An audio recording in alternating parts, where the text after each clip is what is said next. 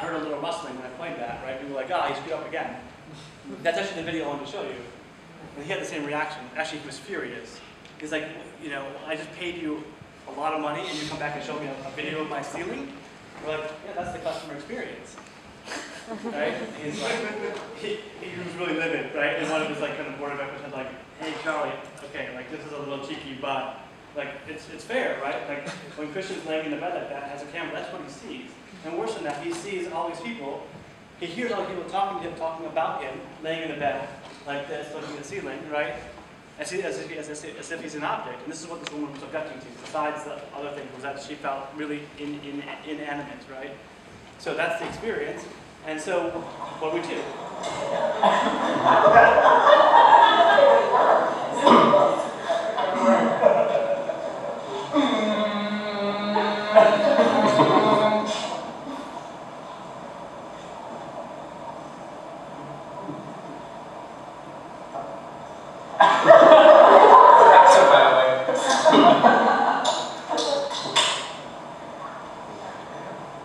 So, you know, we have people in a hospital who deliver services.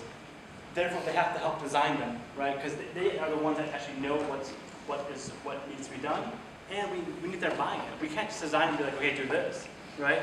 So when you design services, you often design with people who are doing that. So we help them go through some of the same things that we do when we design products and services. Yeah. So and we have the prototype, right? So this is Judy right on the left, on the right here, and you can't quite probably see the thing on her head, but you know she's a nurse, right? We're talking to her, and she's like, God, you know, like, can you guys help me? Because I'm a trained nurse, and I went to nursing school for a long time, and I have skills. I can help people who are, you know, are not doing well, but people keep asking me where the bathroom is, and how I can get to the cafeteria. And I'm like, I feel really bad, so I walk to the cafeteria, and now I'm not changing bed sheets, and maybe we need a new role in the hospital called guide, right? So she made a little guide uniform. This would be a person, a greeter, right, like Walmart, who's in the hospital, whose job is to help people feel better. And when people feel better, they don't harass the doctors and the nurses, which means they can get their job done. Stupid, simple little prototype, right? So she made this little uniform. This thing on the left here is a bed, and one of the patients we talked to was saying that, well, she was there alone, but first of all, and she was like, if I'm in one of these beds and I'm in the hallway, that probably means I'm going somewhere that I don't want to go. Probably the operating room, right? And I'm scared shitless, and someone is pushing me, I can't see them, and I'm trying to talk to them, but I don't know who it is, if they're even, you know, if they're a nurse, if they're a doctor, whatever. So she made this little bicycle here, right, that goes on the bed, so she could see the person behind her, they can make eye contact, and she knew what role that person was. Was it a janitor, or was it a nurse, or was it a doctor? She could ask the right kind of questions, right? Just little bits of prototyping along the way to kind of help generate ideas, and also because ideas come from the people who know how to do the work, we can help them with the process. We are not content experts. We are not organized by pharmaceuticals and banking services and those kinds of things. We do not know those industries. I mean, we have done work across lots of different things, but we are not experts, and you don't want us to be. There are other firms for that, right? And those firms will probably tell you relatively similar answers across various clients, right? They know the industry. That's what they're known for. What they're good at. We're good at being naive and asking really stupid questions about like, well, why do we do that, right? And that's a process issue. That's a process play. Little things like, oh, I'm in the hospital. This is my bedroom, right? Like, stop coming into my bedroom all the time. You know, like this is where I'm living. So we made a little bit of just a little distinction. That's the hallway. This is a bedroom. When you cross this threshold, now you're in my bedroom. Please respect the fact that I may be unclothed, for instance, right? My father used to say once there's no dignity in a hospital. Why not? Yeah? This was a little experiment about, we put whiteboard paint on the walls. And the idea was inspired by someone with a cast. Well, I have a cast, but I don't have a cast this time. Now I'm in the hospital. Why can't someone leave me a little note that says, hey, get better soon, right? Well, it turned out we put this in place, and we're prototyping it, and guess what? The doctors and nurses are leaving messages to each other on the wall. So not only was it like made the patient feel better, but it improved the communication between the doctors and the nurses. And the shift changeover, they were writing that. Not only were they writing to each other, but now the patient can see what was going on. Not just on some chart that someone's holding behind them. Right? So we increase the transparency of the process to make people feel better all along the way. But we didn't design that interaction. That happened in the process of kind of trying to figure out what we're going to do. Yeah? Even just like, making the place nicer, right? There was a story about this, so we didn't do this, but the guy who designed the MRI machine from GE was shocked to find out that one time when he went into the hospital to repair a machine, that someone was putting a child in the MRI, and the child was kicking and screaming and scared, so they sedated the child, right? And he learned that about 90% of the children going into MRIs are sedated. He was like horrified that he designed this machine that required for children to get sedated, right? So he used the same machine, but he built this pirate ship around it. And the thing, there's a whole story about we want to get inside the machine and lay as still as possible, so the pirates don't find you, right? And all of a sudden there was this story that calmed the kids down and got inside and really quiet for a little bit of time, right? And so power of story and experience around all this stuff. And so just making it's not just patina, it's not just aesthetics, right? It's the experience itself. We always look at the whole patient journey, what happens before you get in the hospital, what happens when you're there, insurance, discharge, the whole thing. We always see us looking at patients, full patient journeys, and then trying to find places in there where we can have the most impact. Yeah? Great quote from Nokia. Sorry guys. It's great to know, again, I would never advocate not looking at your market size and what the production one should be, and this isn't really about people, right? So mixing the two, this is a great quote. So again, all this stuff is not rocket science, right? It does require a certain amount of empathy. The process itself is relatively transparent. You're doing it a bit more difficult, but it's all about people. It's almost all co-created, especially when it's service design, because we can't design it ourselves. We don't know what it's supposed to be, and we're not going to deliver it. So it has to be done with the people who are going to be doing the work. This idea of prototyping, especially in places where you're not allowed to get it wrong, where mistakes aren't okay, it can be very difficult, but it takes a much longer period of time. In Singapore, especially big IT government systems, are still all waterfall. We're going to spend a year studying the problem before it goes to tender. Then we're going to spend a year designing it, then we'll spend a year building it, and we'll spend a year launching it. And guess what? It's 4 years later, and the system no longer works with the current environment, right? So kind of learning and failing along the way. We call it failing, I like to say learning. And then also the design this way can have impact on multiple levels. Not just again aesthetically, but economically, certainly, and then sustainability and social stuff as well. Innovation these days, we often have people come to us and say, we want to be more innovative. People, for what? Like, what are you trying to do? Let's talk about that first, and I can help you figure out a way to get there. That's a bit more interesting. Yeah. So we have about a half hour. Okay. So maybe I'll tell this story really quick because it's a great story, and then I'll tell you a little bit more about IDEO in Singapore. Does that work? Different direction? Okay. So this is a big bank in the U.S., and it came to us with this brief, right? Not so interesting. This is probably the top 3 bank in the U.S. It was born on the West Coast. And okay, we want to, to sell more products to women, blah, blah, blah. We're like, okay, great. Well, let's go talk to some women. And so, this is our unfocused group, right? We do a lot of dinners with people, oftentimes lubricated with alcohol, so we'll tell us the truth, and we'll do a bunch of different kinds of observations. So this is a kind of girls group, because women sometimes like to talk to women, not men. Then we went and talked to people inside their houses, right? So 2 great stories. One is I was going to write this check to her energy company. Now, if you notice the check, the bill is for $27.40, and she's written $30, right? And so we're like, okay, well, why don't you pay your bills? And she's writing $30, and I'm like, well, why did you do that? She's like, well, I'm not so good at math, and so like when I write up tally up my checks for the month, it's easier if I just write a little bit more. And I was like, okay, that's fair, that's a good reason, but actually, you showed me earlier how you do that, you do it on the computer, so you're not doing the math, so I don't believe you. And she was like, okay, you're right. Like, she's like, I don't like the power company. It's like, okay, so why are you giving the power company more money? Like, doesn't make any sense either. She's like, well, actually now they owe me money. Oh, that's really interesting, right? Now we have a power dynamic here. That's really interesting. We found something about her emotional state when she's doing this. Okay, that's interesting. So there's a behavior here also that's kind of, we like to try and find existing behaviors and leverage them sometimes, because changing behavior is very difficult. So we don't try, and successfully sometimes, but if you can find existing behavior, interesting. So this, well, the earlier picture was of a jar of coins, right? Especially in places that aren't the US that have a lot more coins, people come in and they throw the coins in a big bucket, right? Well, that's actually kind of like what she's doing. She's not rounding up, but she's kind of saving at the same time because now someone else owes her money. It's a forced savings plan. We're doing this about power.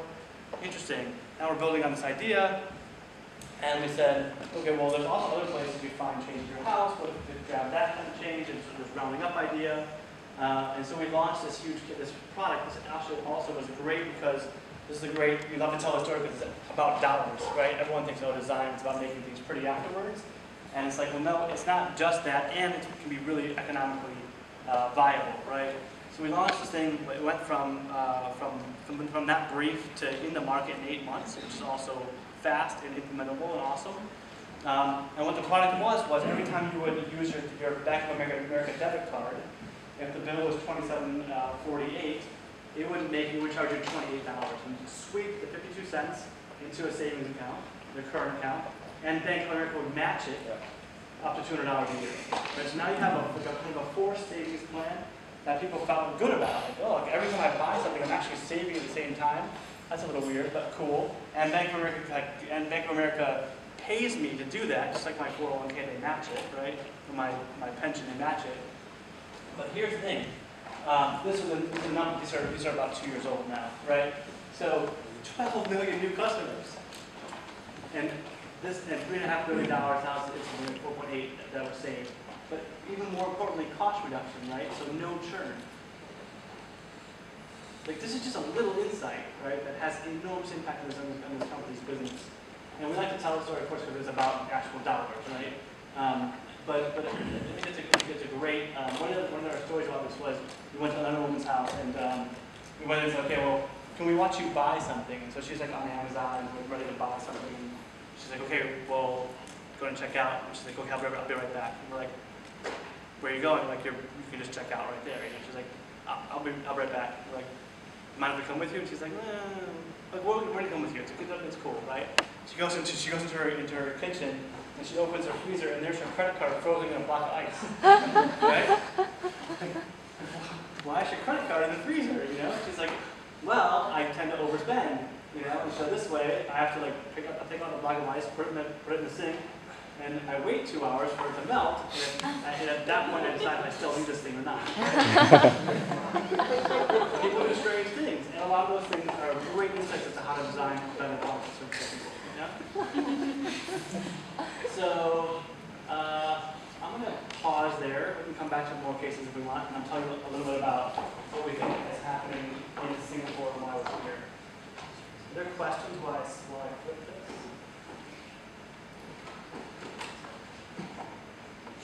So I can start to 2 different places, from like what we're doing in our strategy, or from the Singapore. You guys have been here for a while, right? You guys live here. Yeah, I'll start here. This is a smaller amount of slides, but it'll generate more conversation about IDEO itself. The former slides are all about Singapore and why it's unique. So this is kind of what the office is doing here. As I mentioned, we're moving from kind of public to private. We started that about 9 months ago, 10 months ago. And it's really about ASEAN. So there are 4 offices in Asia. There's a Shanghai office that's about 7 or 8 years old. It was originally a manufacturing outpost. As manufacturing was moving offshore, now it's a proper serviced office. Singapore is about 4 years old now. Again, was brought by the government. And then small satellites in Tokyo and Mumbai. So we're about 60 people, so 10% of the firm now is in Asia. And the interesting thing for me, why I came to Singapore, was I had a network here previously. I was doing some work for the government, but also because our mandate is ASEAN, the 10 countries of ASEAN, not just Singapore. Those other home markets, right? So Japan, India, China are huge. So those offices service large markets. We get to serve 10 different ones, which is awesome. We just now sold,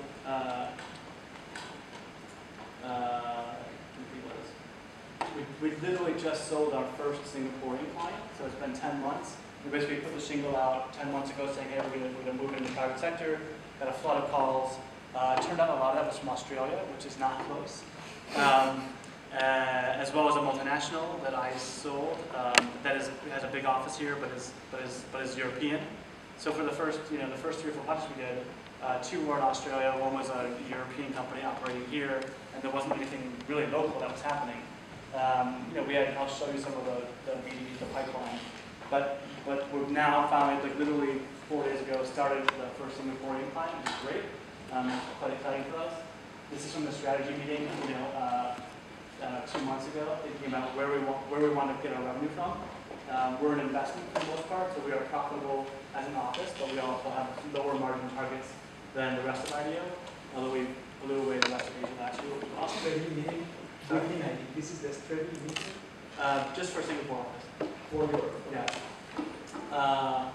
So this is like the market that we think we're in, right? You can see this is actually still in progress. And trying to think about, well, where are we really going to go? This market is big, right? You can see, you all know that being here. But a lot of the economies are still kind of in the industrialization and efficiency process, and only really Singapore is kind of verging on innovation. That's difficult for a place like a company like IDEO to build in. So it means we have to go find in each one of these markets, Malaysia, Thailand, we have to go find the 6 firms that are kind of ahead of the economy that want to use us, which is, again, extends the cost of the business development process and the cost of sales, but an investment that we think we're willing to make. We think that Singapore itself is also positioning itself as kind of the epicenter. I mean, the EDB, the Economic Development Board here, is working with us to figure out how to make Singapore the innovation hub. A lot of people come here, obviously, have regional offices here because of the rule of law, right? Financial services, especially. And so, what does it mean to use this as a base to go out into those other economies? Here are some of the people that we've been talking to. These are the projects in the lower right here, Dome, Virgin Australia, and Lion that we did the first 3 projects. This is a large family in Indonesia, Global Telecom in the Philippines, J-Mango is in Hong Kong, Standard Chartered. Patrick Neverland is an American brand from the Northeast that's now owned by a Malaysian private equity firm funded by the Qataris. Which is what I love about being in this part of the world, right? It's crazy. Maxis is, I think, Malaysian, I forget. And then, so Uyang Sang is our newest client. It's the traditional Chinese medicine provider that you probably see.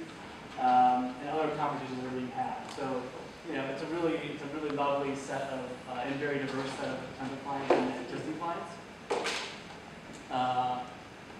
When you think about, public-private, which isn't really so different here in Singapore. Government's not everything, so it's really interesting to talk to them and talk to clients. There's a little bit about futures work. If you think about like scenario planning or future foresight, a lot of that is the same tools that design uses, but just at different focal lengths. So I'm involved in doing some kind of long-range strategic planning work for the government and other people. And then, again, our studio culture itself is very powerful and very strong in what we spend a lot of time on to make sure we can deliver these services into the market, especially when we're away from home or in Australia, which is 8 hours away, right? So, public and private. Can I ask you something? Yeah. About the culture, the organizational culture. So there is the IDEO organizational culture, which is very strong. Yeah. Then there is the Singapore version of that culture, and that is a small group. So you could think that it's very cohesive, yes. But at the same time it's very mobile, and Asian is actually a very dispersed thing. So to what extent you do something special to maintain that culture, create your own identity, and so on? Yeah, it's a great question, and one that I'm in a great deal of exploration personally about that, right? Just IDEO itself is a very peculiar culture and a very nuanced one. A lot of things that again happen inside you guys MBAs would be like, what? Like, really? That's how it really works, An early story. was I joined April 15th last year.